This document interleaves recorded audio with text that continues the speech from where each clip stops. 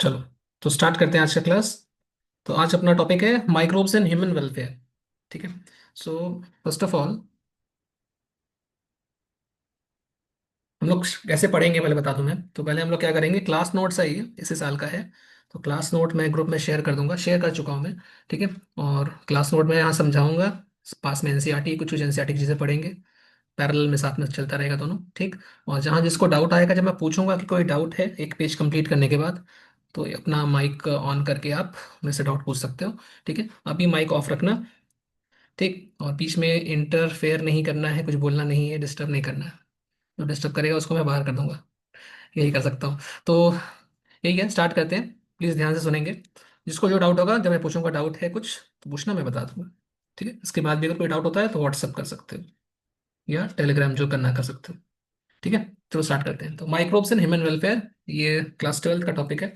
तो first of all, microbes क्या होते हैं? तो माइक्रोब्स ऐसे ऑर्गेनिजम्स को बोलते हैं, या माइक्रो ऑर्गेनिजम्स को ही माइक्रोब्स बोलते हैं, जो विजिबल, नेकेड आइज के द्वारा विजिबल नहीं होते। ठीक है। नेकेड आइज से नजर नहीं आते, नंगी आंखों से नजर नहीं आते। अगर आप इनको देखना चाहते हो तो आपको माइक्रोस्कोप का यूज करना पड़ेगा, तभी आप इसको देख पाओगे, क्योंकि इनकी साइज बहुत छोटी होती है। That's why they are not visible through naked eyes.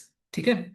Second thing, they are also called micro organisms. इनको माइक्रो ऑर्गेनिज्म भी कहते हैं, और इसीलिए हम लोग उसको माइक्रोस्कोप की सहायता से या हेल्प से देखते हैं, ऑब्जर्व करते हैं।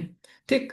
सिंपल सी बात थी। ओके। जैसे एग्जाम्पल क्या होता है माइक्रो ऑर्गेनिजम्स का? जैसे बैक्टीरिया हो गया, फंगस हो गया, ये सारे माइक्रो ऑर्गेनिजम्स हैं। ठीक है।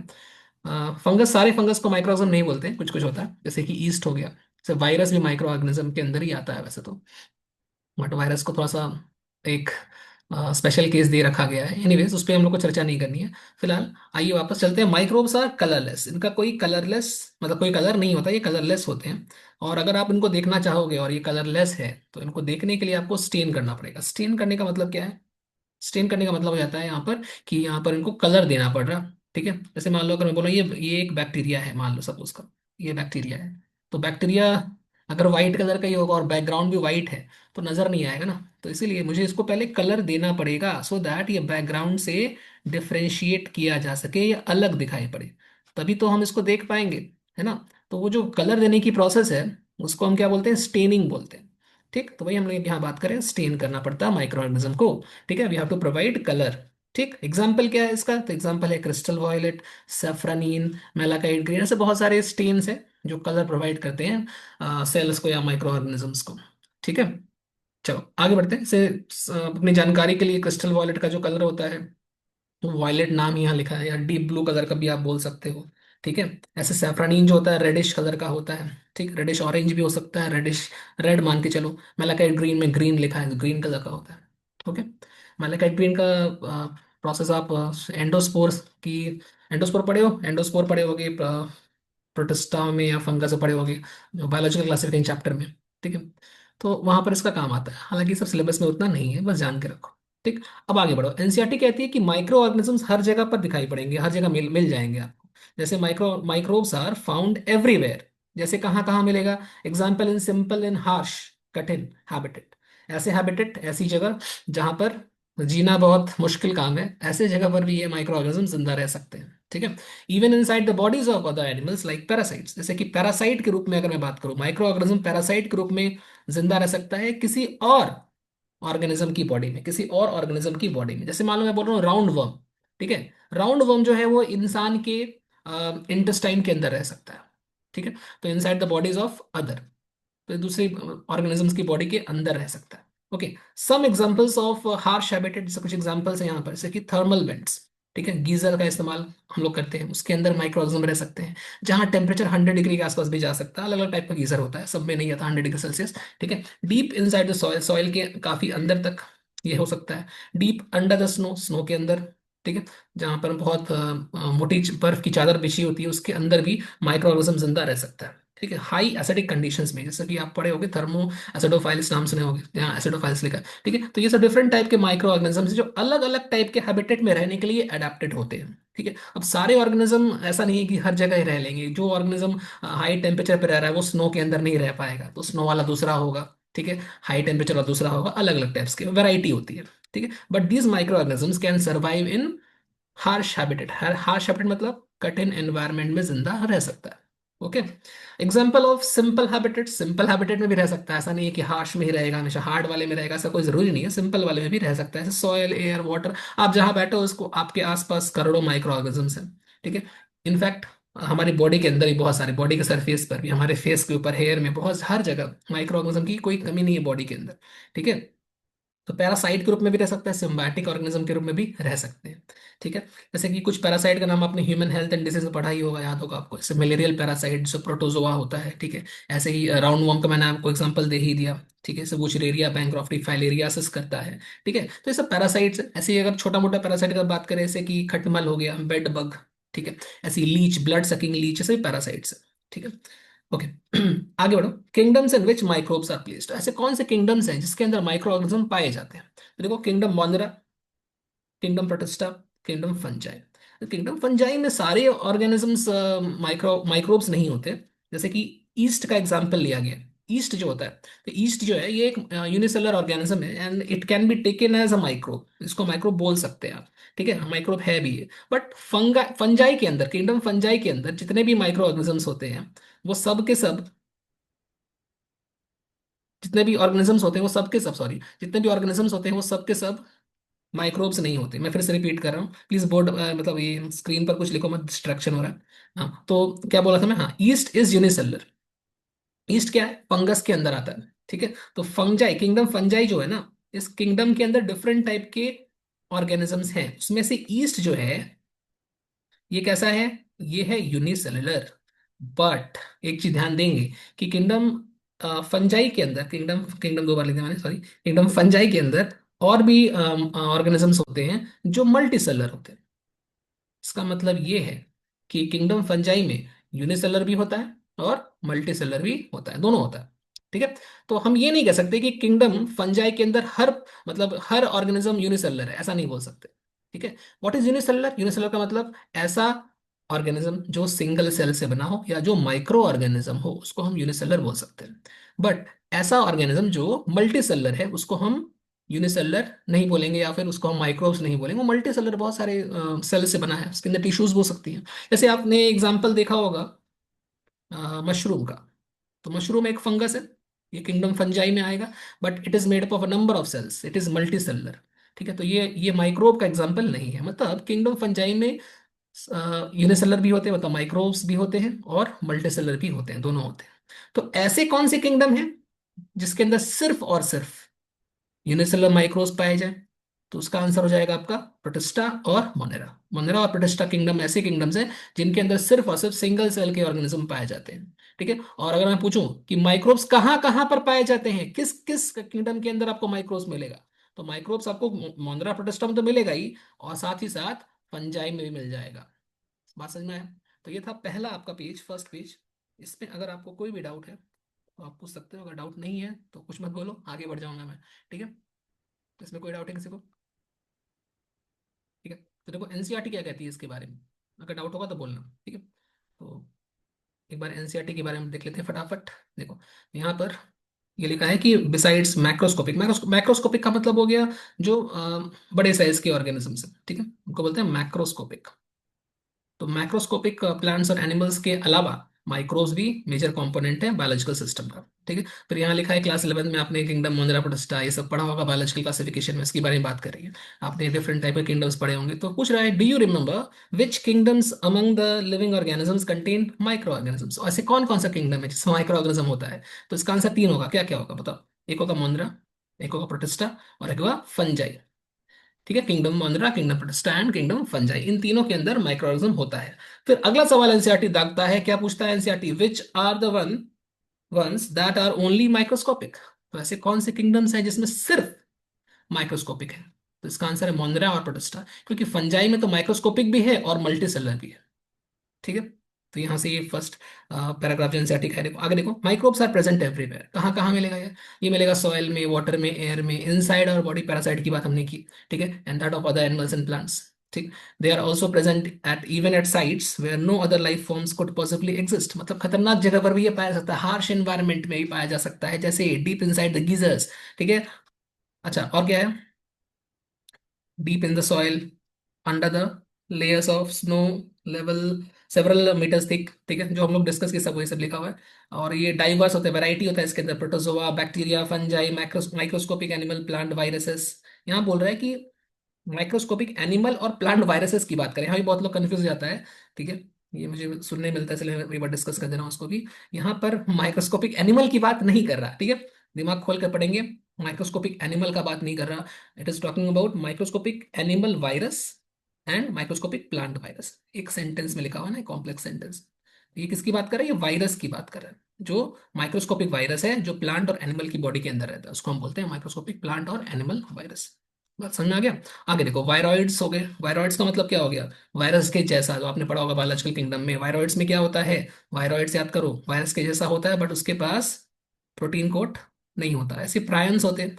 इसके पास प्रोटीन होता है, इसके पास डीएनए आरएनए नहीं होता, ठीक है। तो ये सब biological kingdom, sorry, biological classification का पूरा टॉपिक है, जो यहाँ पर थोड़ा सा शॉर्ट में करके दिया हुआ है, ठीक है। तो यहाँ लिखा प्रायंस के बारे में, जैसे प्रोटीनिशियस इन्फेक्टियस एजेंट, इनके एग्जांपल्स भी आपने वहाँ पढ़े पढ़े होंगे, ठीक है, मैड काउ डिजीज, ये सब, है ना। आगे देखो, some of the microbes are shown figure 8.1 and 8.2, next page पर इसका फिगर बना हुआ है एनसीईआरटी के। आगे इसको पढ़ लेते हैं फटाफट। Microbes like bacteria and many fungi can be grown on nutritive media. अच्छा, इसमें पढ़ाना बाकी है, तो उसको पढ़ लेंगे। माइक्रोब को अगर आप देखना चाहते हो, तो आपको पहले इसको ग्रो कराना पड़ेगा, ठीक है। हम लोग चलते हैं एक बार नोट्स पर। यहाँ से किसी को भी कुछ भी डाउट है तो आप पूछ सकते हो, नहीं हो तो मैं आगे बढ़ता हूँ, ठीक है। नोट्स में भेज दूंगा, जो लोग लेट से ज्वाइन किए हैं, ये रहा नोट्स और ये रहा एनसीईआरटी। एनसीईआरटी सबके पास है। नोट्स मैंने ग्रुप में भेज दिया है, और नहीं भेजा है तो मैं भी भेज दूंगा अभी, ठीक है। वहां से नोट्स पढ़ लेना, पहले क्लास कर लो, अभी लिखना नहीं है, बस सुनना है, समझना है, ठीक है, बाद में लिख लेना लेकिन, ठीक है। जिनका ये पढ़ा हुआ ऑलरेडी, जिनका जस्ट रिविजन पर्पज से आए हैं, उनको तो पता ही है क्या करना है, ठीक है। तो आगे देखिए फटाफट, शेप्स ऑफ माइक्रोब्स। तो देखो, शेप्स क्या क्या हो सकते हैं, वैरायटी ऑफ शेप्स हो सकता है, जैसे rod shape, spherical microbes, comma shape, spiral shape, hexagonal. अच्छा, अब एक एक करके पढ़ लेते हैं। रॉड शेप माइक्रोब्स का जो शेप होता है, रॉड तो एग्जैक्टली exactly नहीं होता, बट बायोलॉजी में इसको हम लोग बोलते हैं कि ये है रॉड शेप।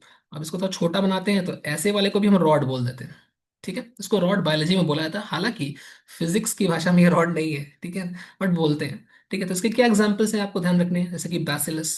बैसिलस एग्जाम्पल नाम सुनोगे, लैक्टोबैसिलस, है ना। लैक्टोबैसिलस मिल्क में पाया जाता है, ठीक है। टाइप्स ऑफ बैक्टीरिया, ठीक है, लैक्टोबैसिलस टाइप ऑफ बैक्टीरिया, ये क्या है? टाइप ऑफ बैक्टीरिया, ये एरो बनाओ। एक प्रकार का बैक्टीरिया है, जहां भी ये वर्ड मिल जाए। कौन सा वर्ड? बैसिलस। बैसिलस का मतलब होता है टाइप ऑफ बैक्टीरिया, ठीक है।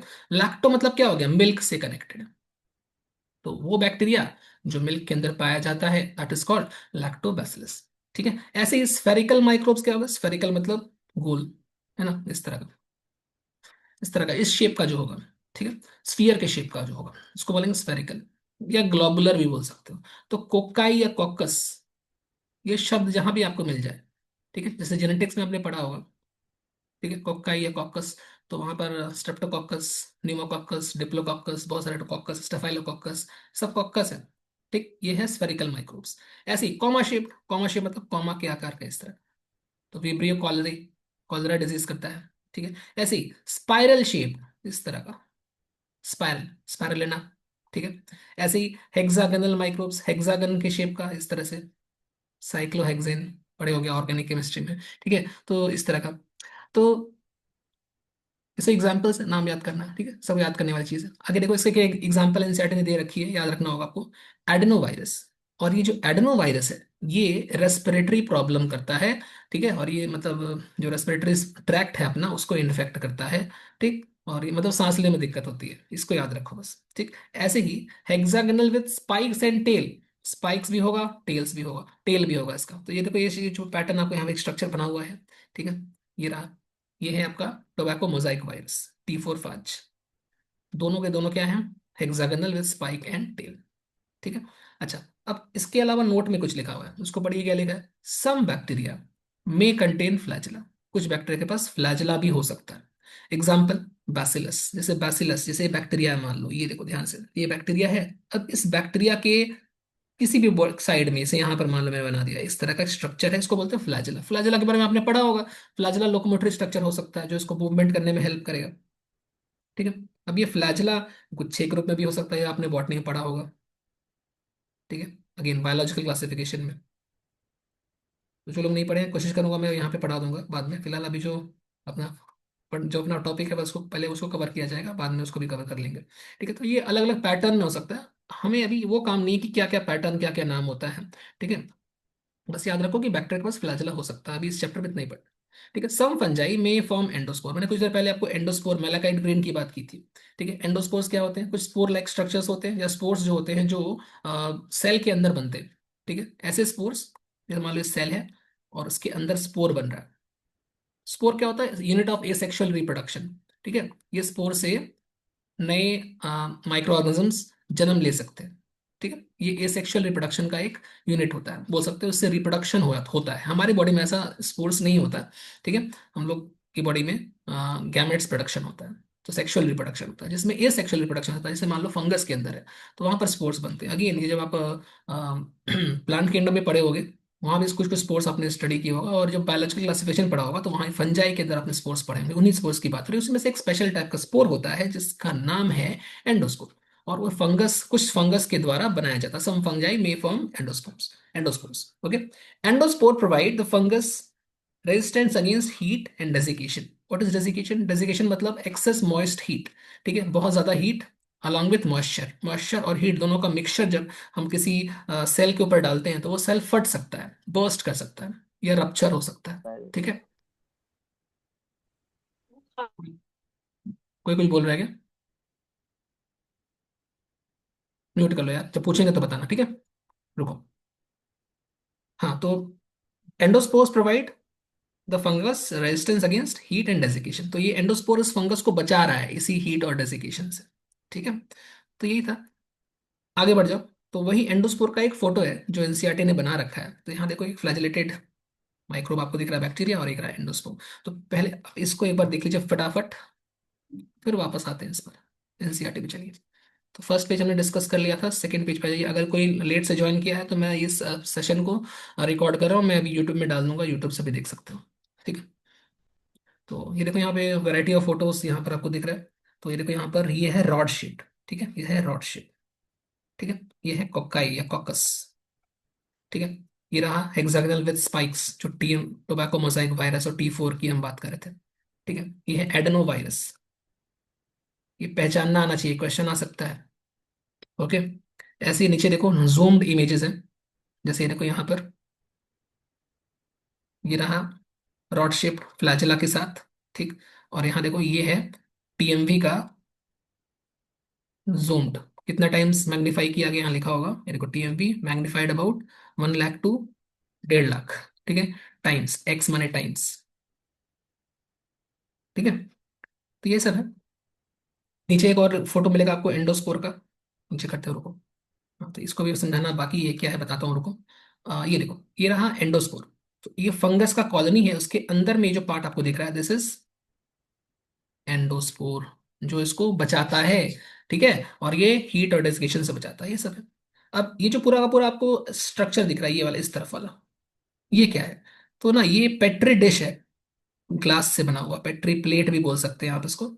और इस पेट्री डिश या पेट्री प्लेट के अंदर एक प्रोसेस किया गया है जिससे हम बैक्टीरिया को कॉलोनाइज करते हैं, बोल सकते हैं बैक्टीरिया को ग्रो करवाते हैं। इस प्रोसेस का नाम होता है स्ट्रीकिंग प्रोसेस। स्ट्रीकिंग क्या होता है समझाना पड़ेगा, मैं समझाता हूँ अभी। इससे हमको क्या मिलता है? बैक्टीरिया की एक एक छोटी छोटी कॉलोनीज हमको मिल जाती हैं, जिसको जिसकी हेल्प से हम लोग डिफरेंट एक्सपेरिमेंट्स करते हैं, या फिर हम सिंपली बैक्टीरिया को माइक्रोस्कोप में देख पाते हैं। ठीक है, ये सब है।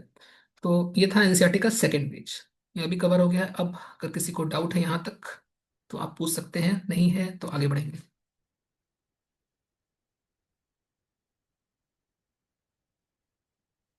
तो हम लोग ऐसे ही पढ़ेंगे, पहले नोट्स पढ़ेंगे, जो लोग लेट से ज्वाइन किए नोट्स पढ़ेंगे। पास में एनसीईआरटी है, उस टॉपिक का एनसीईआरटी पढ़ लेंगे फटाफट, जैसे क्लास में कराते थे वैसे ही, बिल्कुल जो क्लास में होता था वैसा ही है, ऐसा कुछ फर्क नहीं है। बस आप थोड़ा सा अटेंशन ज़्यादा लगेगा यहाँ पर, तो तुम्हारा काम है। अगर पढ़ना है तो ढंग से अटेंशन लगा के, डिस्टर्ब होके मत पढ़ना, फोन वोन ऑफ करके पढ़ना यहाँ पर। ठीक है, फोन पे देख रहे हो तो फोन पे और कुछ मत खोल के देखना। ठीक है, इधर ध्यान लगाना 1 घंटे के लिए। बाकी जो डाउट है आप पूछ सकते हैं। ठीक है, मैं आगे बढ़ता हूँ, डाउट नहीं है। अब देखो, इस पैराग्राफ को पढ़ लिया जाए। तो microbe like bacteria can form colonies, जो हम कॉलोनीज की बात कर रहे थे। ठीक है, तो माइक्रोब्स क्या करते हैं? कॉलोनी बनाते हैं। कॉलोनी का मतलब क्या होता है? जहां ढेर सारे ऑर्गेनिजम्स या माइक्रो ऑर्गेनिज्म एक साथ मिलकर रहते हैं। उसको हम कॉलोनी बोलते हैं। तो when thousands of bacteria live together in a group, ठीक है, देन दे फॉर्म कॉलोनी, तब ये लोग कॉलोनी बनाते हैं। क्या हो रहा है? Okay, so when we culture a bacteria या ग्रो अ बैक्टीरिया, कल्चर मतलब हम लोग ग्रोथ करा रहे हैं bacteria in lab, then we actually grow culture of colony of bacteria. मतलब ये बोलना चाह रहा है कि जब हम किसी बैक्टीरिया को ग्रो करवा रहे होते हैं लैब में, तो हम वहां एक बैक्टीरिया का ग्रोथ नहीं कराते, हम वहां बहुत सारे मल्टीपल बैक्टीरिया का ग्रोथ कराते हैं। और जब बहुत सारे बैक्टीरिया एक साथ ग्रो करते हैं, तो उसी बहुत सारे ग्रोथ को हम एक नाम दिए हैं, that that is called colony. ठीक है, तो मान लो मैं बोल रहा हूँ कि ये एक छोटा सा बैक्टीरिया है, यहाँ पर एक डॉट बनाया मैंने, अब इसके साथ ही यहाँ पर बहुत सारे बैक्टीरिया एक साथ ग्रो कर रहे हैं। ठीक है, तो अगर मान लो बहुत सारा बैक्टीरिया एक साथ ग्रो करेगा, तो ये जो ग्रोथ की वजह से बहुत सारे बैक्टीरिया का जो पॉपुलेशन यहाँ बन रहा है, उसी को आपने एक नाम दे दिया कॉलोनी। ठीक है, या simply you can also call it bacterial colony. ठीक है। ठीक है, चलो नेक्स्ट देखो। अब बैक्टीरिया का कॉलोनी बनाने का तरीका क्या है, तो जो आपने अभी एनसीईआरटी की फोटो देखी, इमेज देखा था या डायग्राम देखा था, उसको थोड़ा समझा जाए। तो ये लाइन पढ़ो। ये लिखा है कि we can observe a colony of bacteria by a process called streaking.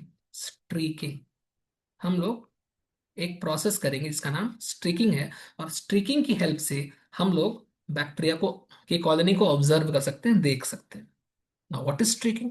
तो सबसे पहले क्या करना पड़ेगा, आपको एक पेट्री प्लेट लेना पड़ेगा। ठीक है, पेट्री प्लेट क्या होता है? ग्लास से बना हुआ ऐसा एक कटोरी जैसा स्ट्रक्चर होता है, डिश जैसा स्ट्रक्चर होता है। ठीक है, इसमें क्या करना पड़ेगा, आपको एगार डालना पड़ेगा। एगार, एगार क्या होता है? तो एगार, एगार अगर या एगर या एगार जो बोलना बोलो, ये एगरोस जेल जो आपने पढ़ा है कभी, या फिर थोड़ा पूरा बताता हूँ स्टार्टिंग से। तो ये क्या होता है कि कुछ सी वीड्स होते हैं या एल्गी होते हैं, जो मेरीन एल्गी होते हैं। ठीक है, तो ये लोग क्या करते हैं, एक प्रोडक्ट बनाते हैं, इसका नाम है एगार। हम लोगों ने क्या किया, उस एगार का पाउडर या एगार एक्सट्रैक्ट बनाया है।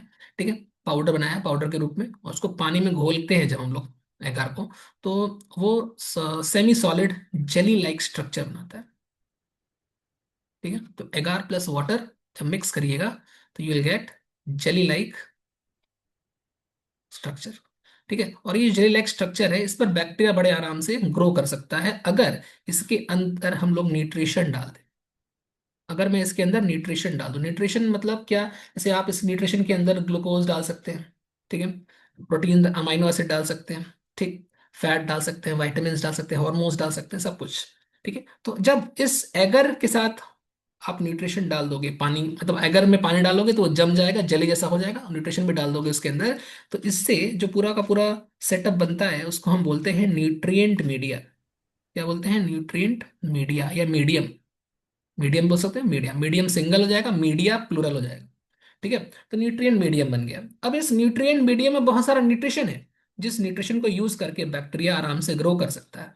ठीक है, तो हम लोग क्या करते हैं, ये न्यूट्रिशन मीडियम रेडी हो चुका है, हम लोग एक पहले सोर्स ढूंढेंगे। सोर्स मतलब कि कहाँ से हम बैक्टीरिया उठाएं। तो बैक्टीरिया देखो हवा में हर जगह है, आप ऐसे हाथ पकड़ के, मतलब हाथ में, अगर हाथ में मुट्ठी बांध करके आप अगर बैक्टीरिया को पकड़ना चाहो तो नहीं पकड़ सकते, है ना। तो बैक्टीरिया को अगर उठाना है तो कहाँ से उठाएंगे? मिट्टी कहीं से लाएंगे मान लो, या कहीं गंदा पानी लाएंगे, उसके अंदर बैक्टीरिया होगा। सबसे आसान तरीका होता है गटर का पानी। ठीक है, तो आप जाइए किसी गटर के पास, गटर का पानी 1 कप लीजिए। ठीक है, उस गटर के पानी में एक ड्रॉपर डालिए, ड्रॉपर से 1 बूंद या 2-3 बूंद गटर का पानी उठाइए और यहाँ पर छिड़क दीजिए। ऐसा कर सकते हैं, एक तरीका ये हो गया। ठीक है, दूसरा तरीका क्या होता है, हम अगर ये सब नहीं करना चाहते तो हम एक तरीका और कर सकते हैं, जो हमारे सिलेबस में भी है। ठीक है, वो ये है कि एक टेस्ट ट्यूब लेंगे, पहले गटर का पानी लाएंगे और एक टेस्ट ट्यूब लेंगे। ये रहा टेस्ट ट्यूब, ध्यान से देखना। टेस्ट ट्यूब के अंदर भी हम एगरोज या एगर का मीडियम बनाएंगे, और यहाँ पर हम बैक्टीरिया को टेस्ट ट्यूब में ग्रो कराएंगे। ठीक है, फिर क्या करेंगे, एक लूप है, लूप लेंगे। लूप समझते हो? लूप जैसे कि मान लो चम्मच जैसा होगा, बट जैसे वो देखो बच्चे क्या करते हैं कि इस तरह का एक स्ट्रक्चर लेते हैं और उसमें डिटर्जेंट वाला जो पानी होता है, सोप वाला पानी, इसमें डालकर यहाँ से बबल्स निकालते हैं। ठीक है, अब ये डिटेल्स तो एनसीईआरटी में नहीं दिया है, बट वहाँ प्रोसेस दिया, तो मैं सारा बोल रहा हूँ। तो इस स्ट्रक्चर को लूप बोलते हैं। इसमें क्या होता है, यहाँ पर गैप होता है, यहाँ पर इस एरिया में ध्यान से रखना, यहाँ गैप होता है। इसको इसके अंदर डालते हैं, इसमें बैक्टीरिया गटर के पानी में, और उस गटर के पानी को लूप में भरकर हम लोग इस तरह से जिग जैग लाइन बनाते हैं। ठीक है। क्या किया, मैं फिर से बोल रहा हूँ। गटर के पानी से 1 कप गटर का पानी निकाला, उसको उसमें से ड्रॉपर से कुछ बूंदें ली, और टेस्ट ट्यूब के अंदर जो एगरोज मीडियम था या एगर का मीडियम था, न्यूट्रिएंट मीडियम, उसमें डाल दिया। जिससे क्या हो रहा है, बैक्टीरिया यहाँ पर इसके अंदर ग्रो कर रहा है। अब उसमें से, उस लूप से हमने एक छोटा सा बैक्टीरिया का पार्ट निकाला, और इसको यहाँ पर इस न्यूट्रिएंट मीडियम के ऊपर इस तरह से, एक बोल सकते हो आप, रगड़ दिया इसके ऊपर। ठीक है, जिग जैग पैटर्न में, ऐसे ऐसे करके, ऐसे ऐसे करके। ठीक है। तो जब ऐसे कर दिया तो क्या हुआ, बैक्टीरिया जो जो लूप में था, जो गटर के पानी का बैक्टीरिया लूप में था, वो एक एक करके इस जिग जैग लाइन पर चला गया। ठीक है। तो जहां जहां आपने जिग जैग लाइन बनाई है, वहां वहां ये बैक्टीरिया पहुंच गया। ठीक है। आप इसको 24 से 48, मतलब 1 से 2 दिन के लिए छोड़ दो, 24 to 48 आवर्स के लिए छोड़ दो, और आप देखोगे कि कुछ इस तरह का पैटर्न आपको दिखाई पड़ेगा। जहां जहां आपने लाइन ड्रॉ की थी, वहां वहां आपको बैक्टीरिया के कॉलोनीज नजर आएंगे। जैसे जैसे आप आगे बढ़ रहे हो ना, तो ये देखो, कॉलोनीज के बीच डिस्टेंस कम होता जा रहा है, ऐसे।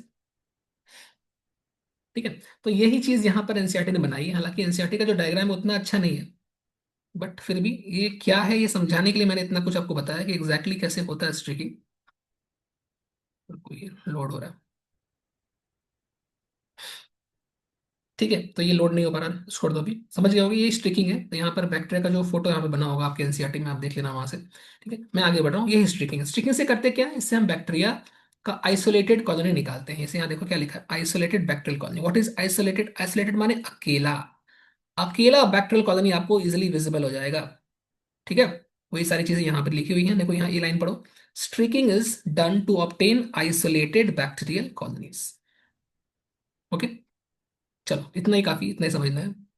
ठीक, आगे बढ़ जाओ। जब आप लोग एमबीबीएस करोगे और वहाँ सेकेंड ईयर में जाओगे, सेकेंड ईयर में तुमको ये एक सब्जेक्ट मिलेगा, माइक्रोबायोलॉजी। माइक्रोबायोलॉजी में आपको स्ट्रकिंग कराया जाएगा लैब में। ठीक है, तो वहाँ पे सब याद आ जाएगा आपको। ठीक, आगे बढ़ जाओ। देखो, अब देखो नया टॉपिक यहाँ से स्टार्ट होता है, ध्यान देंगे। टॉपिक का नाम है microbes useful in house hold product. House hold का मतलब होता है घरेलू, जो आप घर पे भी बना सकते हो। ठीक है, तो ऐसे प्रोडक्ट्स जो आप घर पर बना रहे हो, उनको आप बोलोगे हाउस होल्ड प्रोडक्ट्स। ठीक है। तो फर्स्ट जो प्रोडक्ट है अपना, that is called curd. Curd मतलब दही। ठीक है। तो कर्ड किससे मिलता है, सबको पता है। मिल्क से कर्ड बनाया जाता है ना। तो ये कौन बनाता है, तो इसको बनाने वाला जो बैक्टीरिया का ग्रुप है, that is called lactic acid bacteria. Lactic acid bacteria. Lactic acid bacteria जो है, इसको हम शॉर्ट में लैब बोलते हैं। फुल फॉर्म देखो, lab. Lab is a group of bacteria that convert lactose into lactic acid. ध्यान देना, लैक्टोज जो है वो एक शुगर है, और ये एल्डिहाइड के फॉर्म में होता है। ठीक है। लैक्टोज क्या है? लैक्टोज एक शुगर है जो कि एल्डिहाइड के फॉर्म में होता है, by the process of oxidation. मतलब आप यहाँ पर, अगर आप थोड़ा सा ऑर्गेनिक केमिस्ट्री का यूज करो, तो एल्डिहाइड को अगर हम एसिड में कन्वर्ट कर रहे हैं, ठीक है, तो ये क्या हो रहा है, ऑक्सीडेशन हो रहा है। ठीक है। तो यहां पर आप क्या कर रहे हो, आप लैक्टोज को लैक्टिक एसिड में कन्वर्ट करें, और कुछ नहीं। लैक्टोज को लैक्टिक एसिड में ऑक्सीडाइज कर दे रहे हैं। कौन ऑक्सीडाइज कर रहा है? Lactic acid bacteria. ठीक है। एग्जाम्पल क्या है उसका? लैक्टोबैसिलस। मतलब लैक्टोबैसिलस तो एक एग्जाम्पल है। लैक्टोबैसिलस के अलावा ऐसे बहुत सारे बैक्टीरिया होंगे जो ये काम कर सकते होंगे, बट अपने काम का कौन सा है? लैक्टोबैसिलस। ठीक है। तो lactic acid thus produced combined with some amino acids to cause coagulation of milk and forms curd. बोल रहा है कि लैक्टिक एसिड जो यहाँ बनता है, ये वाला लैक्टिक एसिड, ये लैक्टिक एसिड जो बनता है, ठीक है, ये कुछ अमाइनो एसिड के साथ कंबाइन करता है। जो मिल्क के अंदर अमाइनो एसिड भी होते हैं, ठीक है, उनसे उनके साथ ये कंबाइन करता है, जिसकी वजह से मिल्क के जो अमाइनो एसिड हैं वो कोआगुलेट कर जाते हैं। कोआगुलेट करना मतलब जम जाते हैं। जब मिल्क के अमाइनो एसिड कोआगुलेट करते हैं, जम जाते हैं, तो कर्ड बन जाता है। ठीक है। तो मैं एक बार फिर से बोल दे रहा हूँ, ध्यान सुनेंगे। तो क्या हो रहा है, कर्ड को अगर मिल्क से बनाना है, तो फर्स्ट ऑफ ऑल मिल्क के अंदर हमको लैक्टिक एसिड बैक्टीरिया डालना पड़ेगा। ये लैक्टिक एसिड बैक्टीरिया मिल्क के लैक्टोज शुगर को ऑक्सीडाइज करके लैक्टिक एसिड में कन्वर्ट कर देगा। ठीक है। लैक्टोज शुगर क्या है? एल्डिहाइड है। और ये लैक्टिक एसिड में कन्वर्ट हो जाएगा ऑक्सीडाइज होकर। कौन ऑक्सीडाइज करेगा? Lactic acid bacteria. Now lactic acid bacteria जिसका बहुत सारा एग्जांपल हो सकता है, उसमें से एक एग्जांपल जो हमें पढ़ना है, जो हमारे लिए यूजफुल है, वो है लैक्टोबैसिलस। ठीक है, जो रॉड शेप बैक्टीरिया था। ओके। और ये जो लैक्टिक एसिड बना, ये जो लैक्टिक एसिड बना, ये मिल्क के अमाइनो एसिड के साथ रिएक्ट कर लेता है और उसको जमा देता है, यानी कोआगुलेट कर देता है, और उसी की वजह से बनता है कर्ड। अब मैं कुछ और नाम भी बता रहा हूँ, ये तो एनसीईआरटी में इतना लिखा है, थोड़ा सा एनसीईआरटी के हल्का सा बाहर एक लाइन एक्स्ट्रा पढ़ेंगे, देखो। एक मिनट यार, एक मिनट। हाँ, तो ये देखो, तो यहाँ समझ में आ गया होगा, यहाँ तक कोई दिक्कत है तो बोलना। ये लाइन पढ़ लीजिए, फिर कोई डाउट होगा तो बोलना, मैं डाउट लूंगा। ये देखो, लैक्टिक एसिड प्लस सम अमाइनो एसिड, जो बताया मैंने आपको अभी, कन्वर्ट मिल्क प्रोटीन। अच्छा, मिल्क प्रोटीन का नाम भी एक याद कर लो, एनसेटम नहीं लिखा वैसे, इसका नाम है केसिन। क्या नाम है? केसिन। केसिन, ठीक है। Milk protein casein into a product called calcium, calcium para caseinate. ये नाम एनसीईआरटी में नहीं है, बस मतलब कंसेप्ट के लिए मैंने यहाँ लिखवाया था, ठीक है। तो कैल्शियम पैरा कैसिनेट क्या है, मैं फिर से बोल रहा हूँ, लैक्टिक एसिड कुछ अमाइनो एसिड के साथ जब कंबाइन करेगा, तो जब अमाइनो एसिड है उनसे जो प्रोटीन बनता है, अमाइनो एसिड से तो प्रोटीन बनता है, तो जो प्रोटीन है यहाँ पर मिल्क के अंदर, उसका क्या नाम है? केसिन, ठीक है। मिल्क शुगर का क्या नाम है? मिल्क शुगर का नाम है लैक्टोज। मिल्क प्रोटीन का क्या नाम है? केसिन। जो मिल्क प्रोटीन यानी केसिन है, ठीक है, ये इस लैक्टिक एसिड से कंबाइन करने के बाद केसिन नहीं रहेगा। अब ये केसिन नहीं रहा, अब ये क्या बन गया? अब ये बन गया कैल्शियम पैरा केसिनेट। अब ये बन गया कैल्शियम पैरा केसिनेट, ठीक है। और ये जो कैल्शियम पैरा केसिनेट है, यही क्या करता है? Coagulation of milk to form curd, इसी से मिल्क से कर्ड बन जाता है। तो ये इन्फॉर्मेशन एनसीईआरटी में नहीं दिया है, बट जानकारी के लिए आपको मैंने यहाँ बता दिया। तो समरी क्या है इस चीज की, आखिरी बार देख लिया जाए। मिल्क शुगर, जिसको आप बोल रहे हो लैक्टोस, ठीक है, ये फर्स्ट कन्वर्ट होगा, बनाएगा लैक्टिक एसिड। ये लैक्टिक एसिड मिल्क के अमाइनो एसिड के साथ कंबाइन कर लेगा, ठीक है। और अमाइनो एसिड कंबाइन करने के बाद क्या होगा? मिल्क का जो प्रोटीन है, मिल्क प्रोटीन, बताओ मिल्क प्रोटीन का क्या नाम है? केसिन। इस मिल्क प्रोटीन को ये कन्वर्ट कर देगा कैल्शियम पैराकेसिनेट में, ठीक है। और कैल्शियम पैराकेसिनेट से ही क्या होता है? कोआगुलेशन, मतलब मिल्क कोआगुलेट कर जाएगा, जम जाएगा और कर्ड बना देगा, ठीक है। बात समझ में आ गया? तो यही था यार, ये था कर्ड फॉर्मेशन। ये थोड़ा याद करने वाली चीज है, कुछ समझने का भी था। अगर किसी को कुछ डाउट है तो पूछ सकता है, अगर कोई डाउट है तो पूछ सकते हो, नहीं तो आगे बढ़ते हैं। ठीक है, आगे बढ़ते हैं, चलो आगे बढ़ो, नेक्स्ट पेज पे। अब देखो, एक सवाल उठता है जो जनरली हम लोग क्लास में डिस्कस करते हैं। तो सवाल ये है कि वाई इज कर्ड, फर्स्ट सवाल तो ये होगा कौन सा बेटर है, मिल्क बेटर है कि कर्ड बेटर है? तो आंसर है कर्ड बेटर, ठीक है। कर्ड यानी दही बेहतर है मिल्क से। ऐसा क्यों है? तो उसके कुछ कारण है। तो why is curd better than milk? First, इसका आंसर देखो, curd has high nutritional value. इसकी न्यूट्रिशनल वैल्यू ज्यादा होती है कर्ड की, ठीक है। क्यों? क्योंकि कर्ड के अंदर एक चीज, कर्ड, सॉरी, कर्ड के अंदर एक चीज पाई जाती है, इसका नाम है विटामिन बी 12 या विटामिन बी 12, ठीक है। विटामिन बी 12 की वजह से कर्ड का न्यूट्रिशनल वैल्यू ज्यादा होता है, ज्यादा न्यूट्रिशन मतलब ज्यादा सेहतमंद होता है, ठीक है। सेकेंड पॉइंट पढ़िए, curd contains probiotic bacteria. Probiotic bacteria मतलब बेनिफिशियल बैक्टीरिया, ऐसे बैक्टीरिया जो हमारे लिए अच्छा काम कर रहे हैं, उसको बोलते हैं प्रोबायोटिक बैक्टीरिया, ठीक है। That prevent the growth of pathogenic bacteria in our body. देखो, हमारी स्मॉल इंटेस्टाइन के अंदर कोई इन्फेक्शन ना हो जाए, ठीक है। तो पैथोजेनिक बैक्टीरिया क्या करते हैं? इन्फेक्शन करते हैं। तो पैथोजेनिक बैक्टीरिया को अपने स्मॉल इंटेस्टाइन के अंदर ग्रो करने से रोकने के लिए ये जो बेनिफिशियल बैक्टीरिया है जिम्मेदार होते हैं। मतलब जो बेनिफिशियल बैक्टीरिया है ना, ये क्या करता है? पैथोजेनिक बैक्टीरिया की ग्रोथ को रोकता है, ठीक है। और ये बेनिफिशियल बैक्टीरिया कहाँ पर पाया जाता है? तो ये बेनिफिशियल बैक्टीरिया पाया जाता है कर्ड के अंदर, ठीक है। तो ऐसे बैक्टीरिया जो बेनिफिशियल हैं और पैथोजेनिक बैक्टीरिया को ग्रो करने से रोकते हैं, ठीक है, ऐसे बैक्टीरिया को हमने एक नाम दिया है प्रोबायोटिक बैक्टीरिया। और ये प्रोबायोटिक बैक्टीरिया कर्ड के अंदर पाए जाते हैं, मिल्क के अंदर पाए नहीं जाते, ठीक है।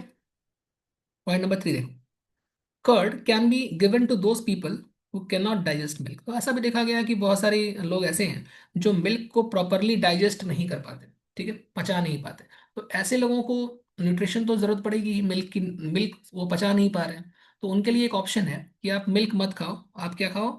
कर्ड खाओ, ठीक है। मिल्क खा भी नहीं सकते मिल्क मत पियो, कर्ड कर्ड खाओ, ठीक है।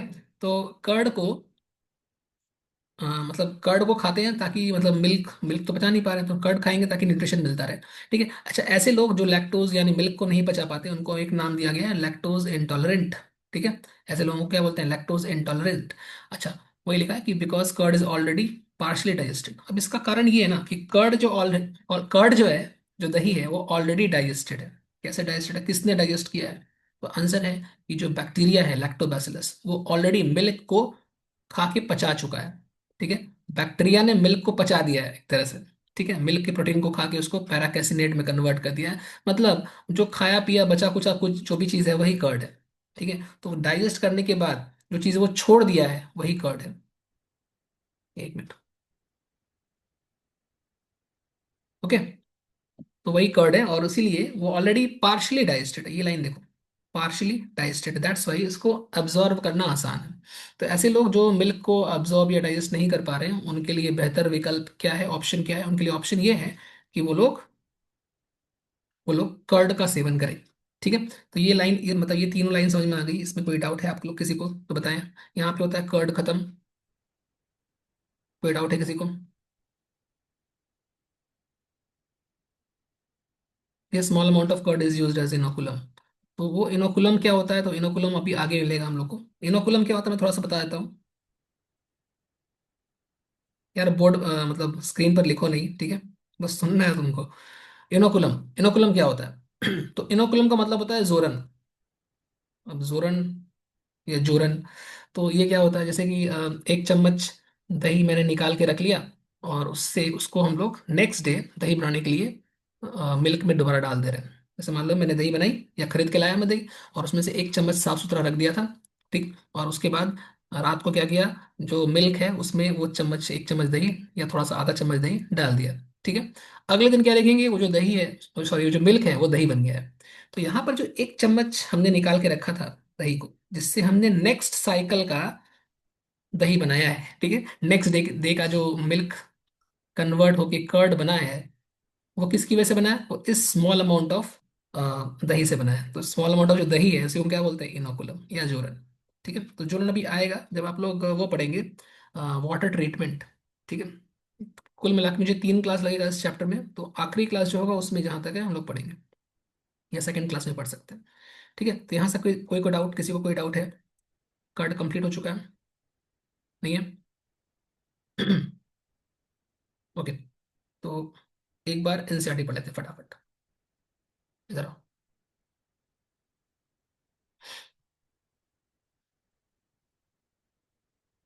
अच्छा, यहाँ पर कुछ एनसीईआरटी ने ज्ञान की बात लिखी है, पढ़ते हैं वो। In chapter 7 you have read that microbes cause, मतलब ह्यूमन हेल्थ की बात कर रहे हैं, ह्यूमन हेल्थ एंड डिजीज। ठीक है, cause a large number of disease in human beings. बोल रहा है कि आपने पढ़ा है कि माइक्रोब्स जो है वो बहुत सारा बीमारी का कारण मतलब होता है, बहुत सारी बीमारी करता है, मतलब आपने इसके बारे में पढ़ लिया, इसको बदनाम कर चुके हैं आप लोग ऑलरेडी। ठीक है, तो they also cause disease in animals, लेकिन इतना ही नहीं, एनिमल्स और प्लांट्स में डिजीज करता है, ह्यूमन में तो करता ही है, प्लांट्स एंड एनिमल्स में भी ये डिजीज करता है। But this should not make you think that all microbes are harmful. ऐसा नहीं है कि सारे सारे माइक्रोब्स हार्मफुल ही होते हैं। Several microbes are useful to man in diverse ways. तो ऐसे बहुत सारे माइक्रोब्स हैं जो हमारे काम के लिए भी, मतलब काम के भी हैं, ठीक है, बेनिफिशियल है। Some of the most important contributions of microbes to human welfare, इसलिए चैप्टर का नाम ही है microbes in human welfare. Welfare मतलब भलाई का काम करने वाला। ठीक है, तो एक्चुअल चैप्टर यहाँ से स्टार्ट है कि माइक्रोब्स क्या भलाई का काम करता है। ठीक, तो अब देखो उसमें फर्स्ट जो टॉपिक अपना आता है वही है हाउस होल्ड, वही घरेलू, जो हम लोग फर्स्ट वही बात की कर्ड की।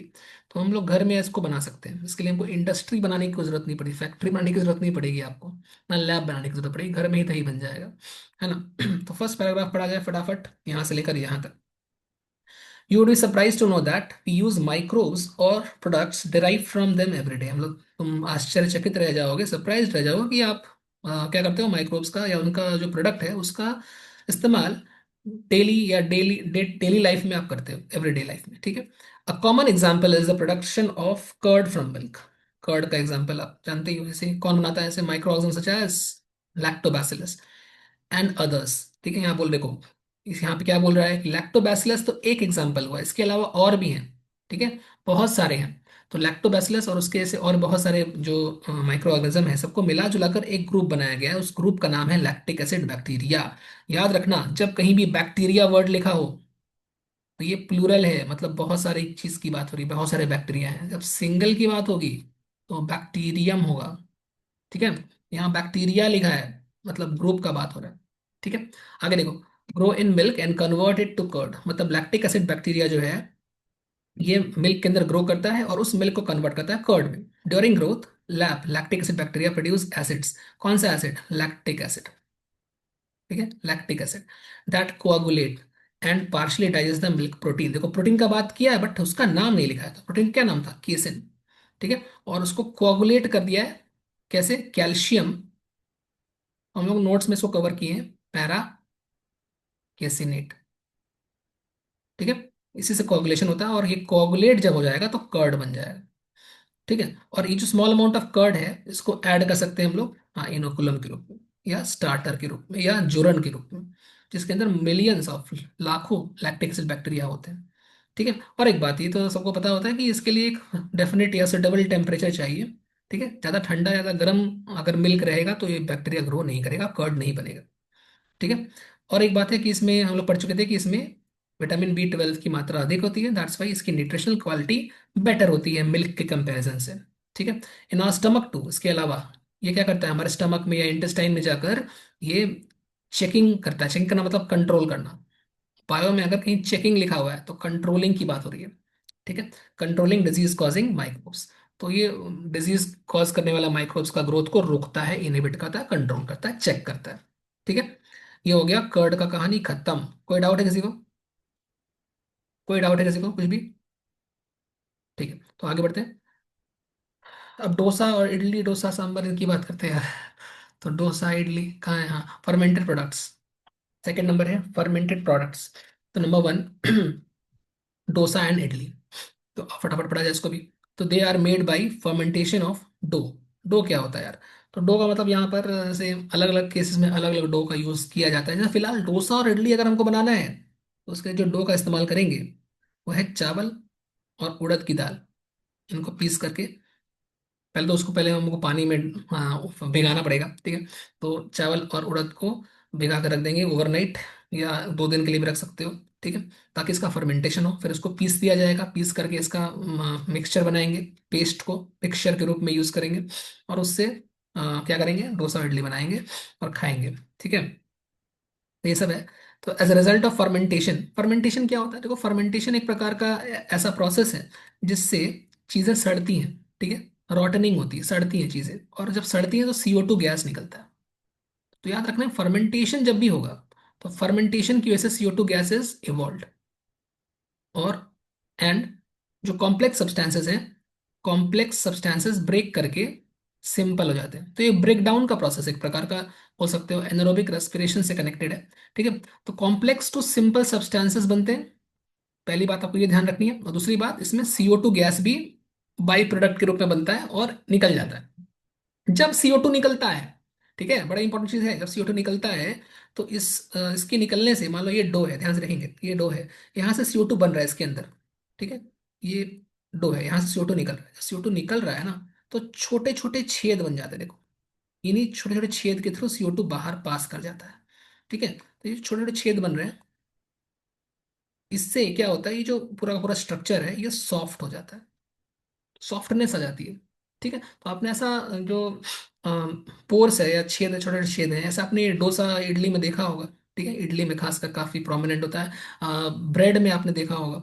ठीक है, तो जितने भी फर्मेंटेशन प्रोडक्ट्स होते हैं, फर्मेंटेशन के प्रोडक्ट्स होते हैं, उसमें आपको ये स्मॉल साइज के पोर्स नजर आ जाएंगे।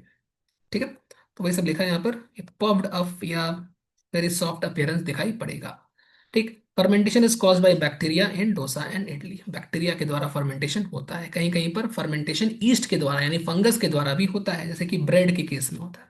ठीक है, याद रखना डोसा और इडली में बैक्टीरिया के थ्रू होता है। देखो सेकंड नंबर यहाँ पे एग्जांपल ब्रेड भी है, साथ में इसको भी कवर कर लेते हैं। तो fermentation is caused by east. नाम क्या है? नाम याद करना, सैक्रोमाइसिस सेरेवेसी। ठीक है, ऑल्सो कॉल्ड बेकर्स ईस्ट।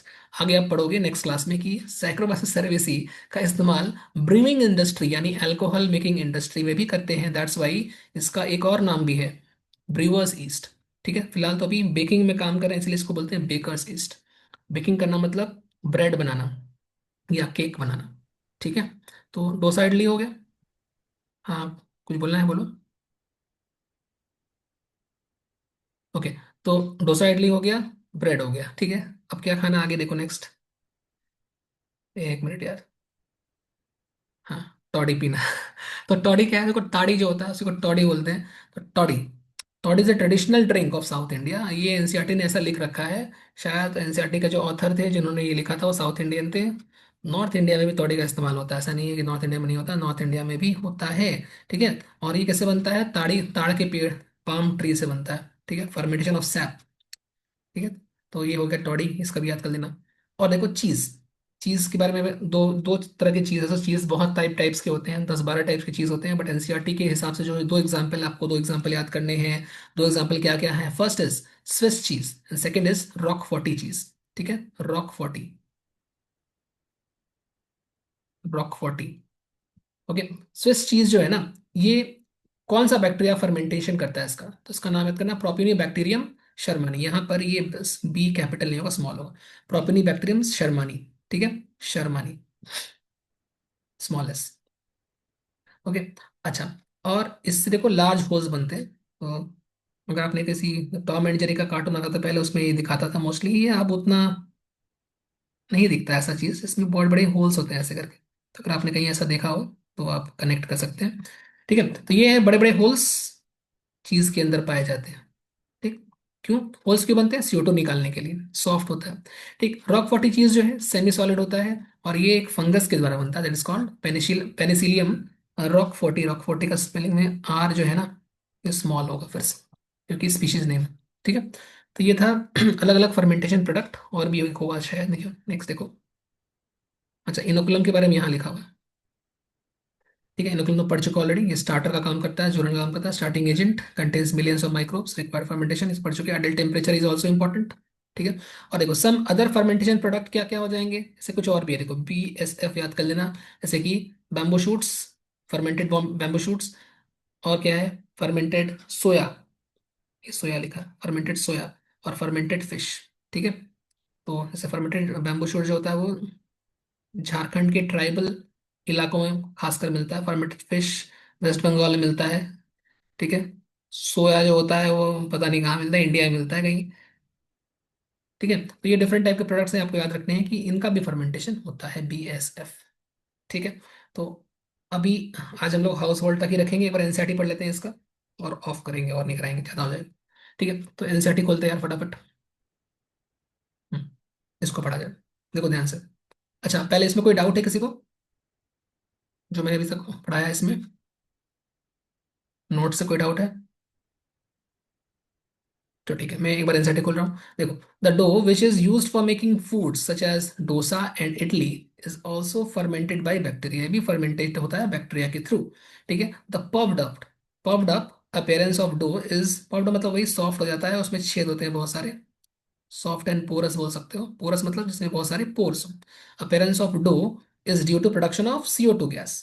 ठीक है। अब पूछ रहा है question, can you tell which metabolic pathway is taking place resulting in formation of CO2?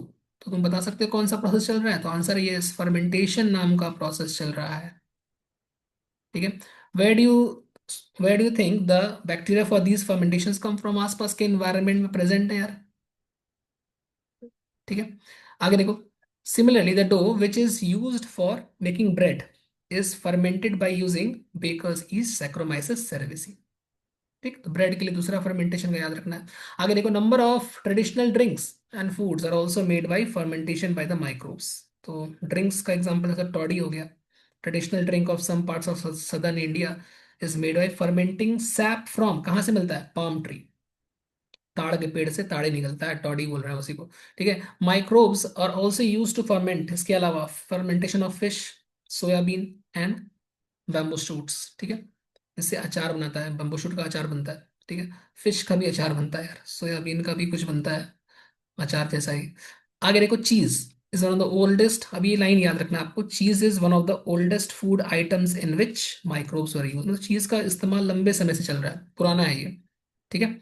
Different varieties of चीज आर नोन, बहुत सारे वराइटीज, 10-12 टाइप्स के हैं, जिसमें से आपको दो याद रखने हैं। अब उसमें अलग अलग चीज में क्या क्या फर्क होता है, तो एनसीईआरटी कहती है कि उसमें कैरेक्टरिस्टिक टेक्सचर होता है। टेक्सचर का मतलब हो गया कलर का। ठीक है, कलर या स्वाद, फ्लेवर, टेस्ट।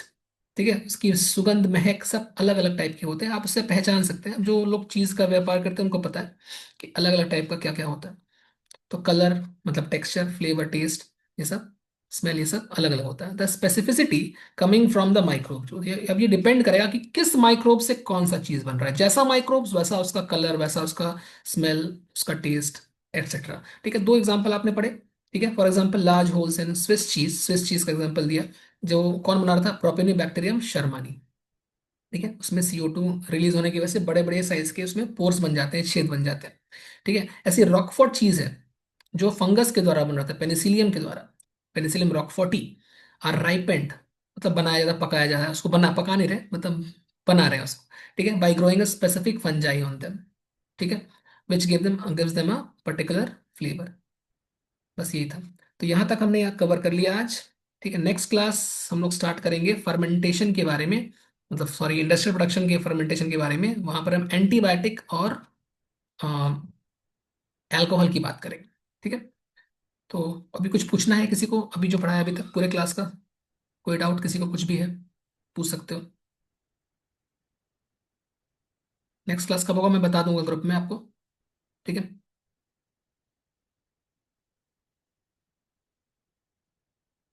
कोई डाउट है किसी को कुछ भी? चलो ठीक है, फिर एंड करते हैं आज का सेशन। अच्छा, कोई चैट में लिखा है, रुको, क्या लिखा है यार, एक मिनट को। ल्यूकोनोस्टा को वही है यार जो अभी, एक मिनट,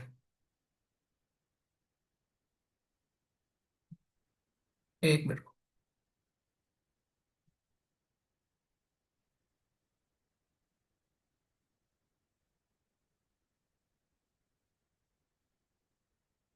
यहाँ पर मतलब डोसा इडली बनाने में आप ल्यूकोनोस्टा का इस्तेमाल कर सकते हो।